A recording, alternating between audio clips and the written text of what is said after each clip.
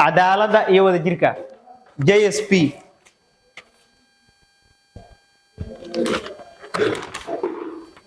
horumar iyo midnimo qaran NPU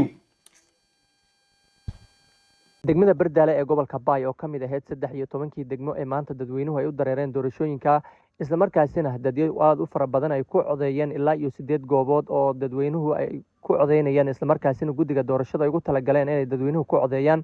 ayaa doorashadii gabi ahaanba la soo gabagabeeyay waxaana xilligan socota tirinta codadka iyadoona goobta ay fadhiyaan wakiilo ka kala socdo xisbiyada waxaana la rajaynayaa in mar dhow la soo gabagabeeyo tirinta codadka degmada Bardaale ee gobolka Baay doorashooyinkii si nabdoon ayay ku soo cidlaadeen iyadoona amniga doorashooyinka ay sugayaan laamaha amniga oo aan u kala harin sugidda amniga degmada Bardaale ee gobolka Baay dhammaan dadweynaha ka nool degmada Bardaale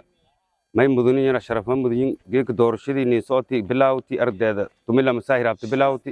illa iyoonay tumila masa maghribkii hayti ku dhiyaasi sooti asi abni ana ka sooti alxamdulillah sanaaduqdina hatta tirinto la ajara wali ba ardayda saadun hatir roogna afar saac hamiinum roogno tirinta la ajara alxamdulillah ilaahay ni guulay abnigina saafu wali kale ardayda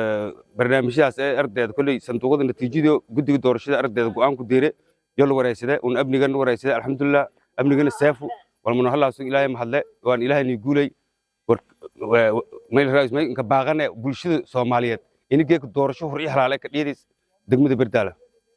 dadweynuhuna caawa waxaa si aad ay u hadalhayaan doorashooyinkaasi maanta la galay oo dadka badi ay ku cusub tahay iyadoo ay noqotay mid taariikhi ah oo dadku si aad ay u hadalhayaan Siraaj Sheesaaq warbaahinta qaranka